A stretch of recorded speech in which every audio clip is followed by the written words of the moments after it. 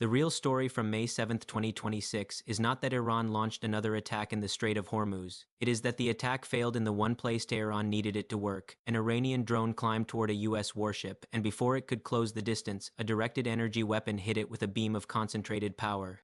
The drone did not break apart in a fireball. It went blind, lost control, and dropped into the Gulf of Oman as wreckage. At the same time, American destroyers kept moving through one of the most dangerous waterways on Earth, and Iranian coastal sites that had been used to support the attack were being hit from the air.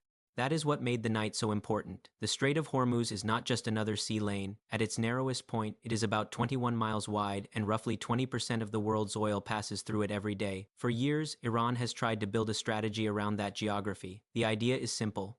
If the strait can be made expensive enough to cross, then Tehran gains leverage over Washington, over the Gulf states, and over the global economy. On May 7th, Iran tried to prove that concept again. Instead, it exposed how much of that strategy has already been dismantled.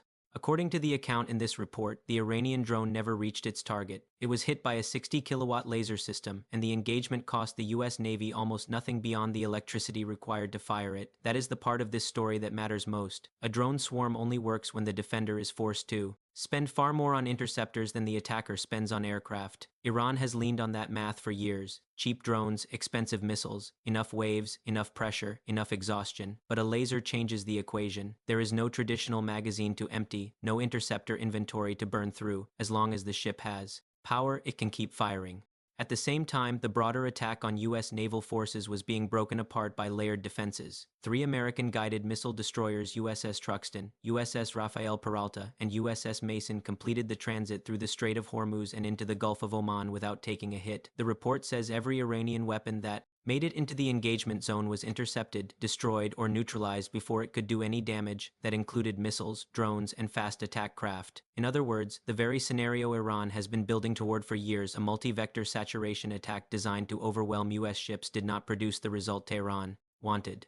Iranian state media responded by claiming a ceasefire violation and saying Iranian air defenses had shot down to American aircraft. That claim has not been independently verified by any source with access to the operational picture. What was verified, according to CENTCOM, was the American response. U.S. forces intercepted what they described as unprovoked Iranian attacks and carried out precision self-defense strikes while the destroyers transited the strait into the Gulf of Oman.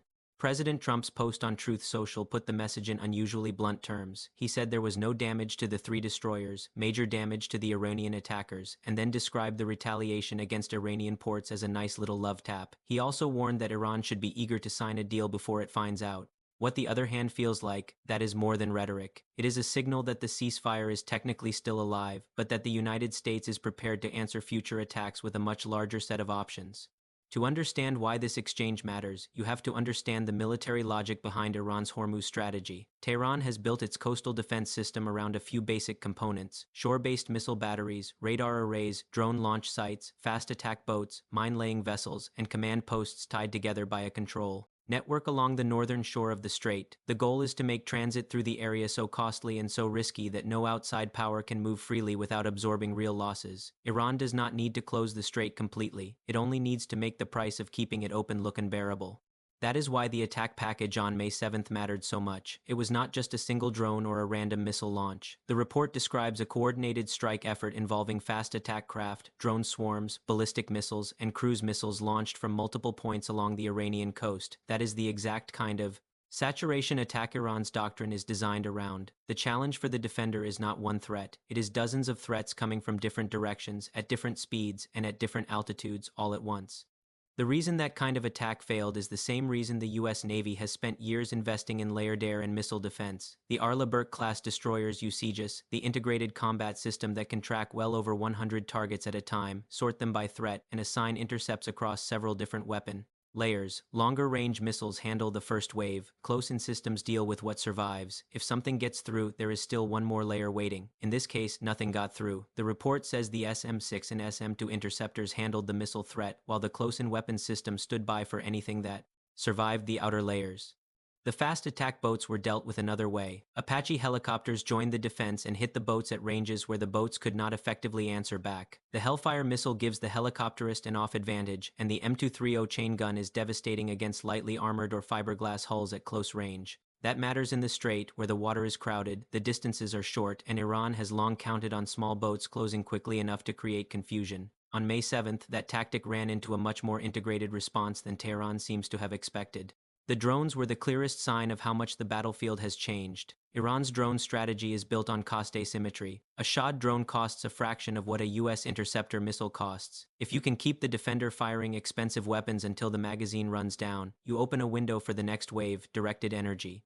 Closes that window. The report says 2 laser systems are now active in this theater. One is Odin, the optical dazzling interdictor, which is designed to blind drone sensors rather than physically destroy the aircraft. The other is Helios, the high-energy laser with integrated optical dazzler and surveillance system, a 60-kilowatt weapon that can burn through the airframe itself. Helios is not experimental in the sense that matters here. It has already been demonstrated at sea, including a live fire test aboard USS Preble in which it destroyed for drones under real ocean conditions. Odin has also been confirmed on Arleigh Burke-class destroyers during this operation. Together, those systems change the arithmetic of drone warfare. A $20,000 or $30,000 drone is no longer forcing a U.S. ship to burn through millions of dollars in interceptors. The ship is using electricity and power generation to defeat the attack. That is the strategic shift at the center of this story.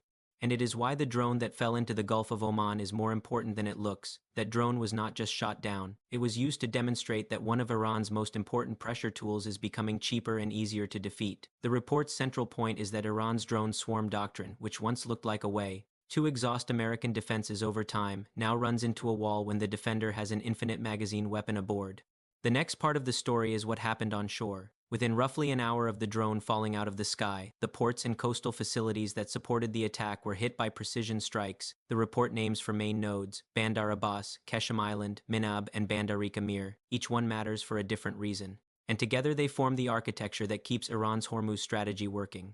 Bandar Abbas is the center of gravity. It is not just a port city. It is one of Iran's most important commercial gateways and the main hub for the Islamic Revolutionary Guard Corps' Navy's surface and submarine activity in the Persian Gulf. The naval base next to the commercial port supports fast attack boats, mine-laying vessels, and the command structure that coordinates maritime harassment across the strait. Hitting Bandar Abbas does more than disrupt one site. It cuts into military operations, commercial shipping, and the command and control network that ties the whole system together. Qeshm Island is the second major node. The report describes it as Iran's unsinkable aircraft carrier, and for good reason. It's inside the strait, giving Iran a platform for drone operations, coastal radar, missile support, and fast attack boat staging. One of the named targets there was a pier used by the IRG for logistics. That is important because a forward base only works if it can be supplied. Fuel, munitions, maintenance, and crew rotation all have to move through that system. If the pier is damaged, the island cannot support the same tempo of operations. Minab is inland, but its role is just as important. The report says the strike hit an IRG naval police checkpoint there that functions as part of the fast attack boat dispatch network. This is the coordination point that helps assign routes, timing, and vectors for the small boat swarm tactic. In practical terms, it is part of the machine that turns a group of boats into a coordinated threat. If that command function is disrupted, the boats are still there, but the system that makes them dangerous is degraded. Bandar-e Khamir is the fourth point, and it serves as an eastern control node for maritime movement into and out of the strait. Taken together, those 4 targets are not random. They map onto the full operational structure of Iran's maritime interdiction strategy: command, logistics, coordination, and access control. The report's point is that when you hit all 4 in one night, you are not just reducing capability, you are tearing out the pillars holding the structure up. The strike pattern also suggests planning rather than a rushed response. The report notes that 5 aerial refueling tankers were airborne over Way airspace at the same time, which implies a sustained, multi-wave operation rather than a quick one-pass attack. Tankers are there to keep aircraft aloft for longer missions. If 5 of them are orbiting together, that means the strike package was built to stay on station, hit multiple targets, and work through a full target list rather than simply striking the most obvious site and leaving. The aircraft involved were most likely F-35s from several basing locations. The report points to the Navy's F-35C operating from USS Abraham Lincoln, the Air Force's F-35A from Al Dhafra Air Base in the Way, and the Marine Corps' F-35B from amphibious ships in the region. What makes the F-35 such a strong strike platform here is not just stealth but sensor fusion. Its PG-81 AESA radar can track targets, support weapons guidance, and jam enemy systems without broadcasting in a way that gives away the aircraft's position against coastal radar networks that have already been degraded. That gives the jet a real advantage. The report ties this to a broader campaign of pressure on Iranian air defenses. It describes the F-35 as approaching like a ghost, especially in a theater where radar sites have already been suppressed or destroyed. That matters because the precision strikes on Bandar Abbas, Qeshm, Minab, and Bandar-e Khamir were not happening in isolation. They were part of a larger pattern of attrition against Iran's coastal defense architecture. The bigger strategic picture is that Iran's leverage over the global oil market has been weakening, not strengthening. For years, Tehran's bet has been that the threat of a closed Strait of Hormuz would drive oil prices higher and force foreign governments to pressure Washington for a compromise, but the market reaction described in the report cuts the other way. Brent crude did not spike after the clash. It declined in recent trading. That is a major sign that traders are looking at the situation and deciding the strait is more likely to stay open than to close. That change is helped by alternative routing systems, the ways Fujairah bypass pipeline and Saudi Arabia's Petroline, which can move roughly 5 to 7 million barrels per day to the Red Sea outside the Hormuz bottleneck, reduce the chance of panic buying and supply shock. The more those routes function, the less Iran can use the strait itself as an economic weapon. If the market believes oil can keep moving, Tehran's leverage falls. The diplomatic response matters too. The way has established a formal national committee to document Iranian acts of aggression and the damage they caused. That is not a military move. It is a legal and political one. It means the Gulf states are building an evidentiary record that can be used in international forums later. At the same time, air defenses were activated on May 7th to intercept Iranian threats aimed at partner territory. That tells you the regional coalition is not breaking apart under pressure. If anything, it is hardening. That has direct consequences for Iran's strategy. One of Tehran's long-term goals has been to split Gulf partners away from Washington and make American operations more politically expensive. But attacks on Gulf territory usually have the opposite effect. They tighten the alignment and reduce the diplomatic space Iran needs if it wants outside powers to press Washington into accommodating its demands.